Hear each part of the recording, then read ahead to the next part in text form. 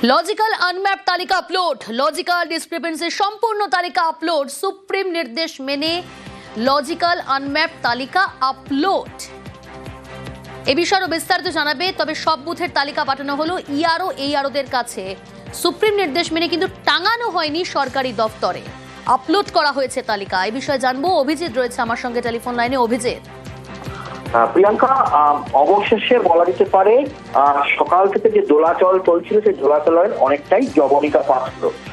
Supreme কোর্টের নির্দেশ মেনে অবশেষে ৮০,৬৮১টা বুথ, রাজ্যের ৮০,৬৮১টা বুথেই লজিক্যাল ডিসক্রিপেন্সি এবং আনম্যাপড ভোটার তালিকা সেটা প্রকাশ করা হলো।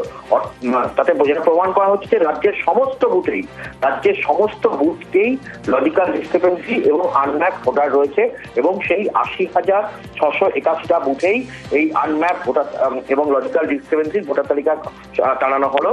মোট ১,৫১,৫১,০০,০০০ লোকের নাম, ভোটারের নাম আপলোড করে দেওয়া হয়েছে লজিক্যাল ডিসক্রিপেন্সি এবং আনম্যাপ মিলিয়ে।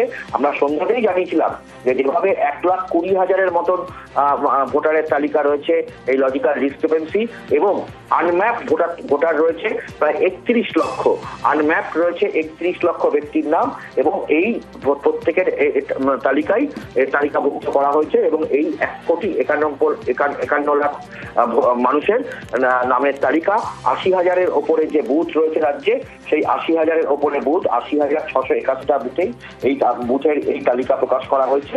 এবং এখন দেখার বিষয় যে সুপ্রিম কোর্টের নির্দেশ মেনে কিন্তু গ্রাম পঞ্চায়েত অফিসগুলো, ব্লক অফিসগুলো বা পুরসভার ক্ষেত্রে ওয়ার্ড অফিসে সেগুলো এখনো কোথাও টানানো হয়নি, শুধুমাত্র ওয়েবসাইটে আপলোড করা হয়েছে। এবং পাশাপাশি রাজ্য নির্বাচন, আমাদের এখানে নির্বাচন কমিশনকে এই গোটা বিষয়টাই এই তালিকা পাঠানো হয়েছে। প্রিয়াঙ্কা।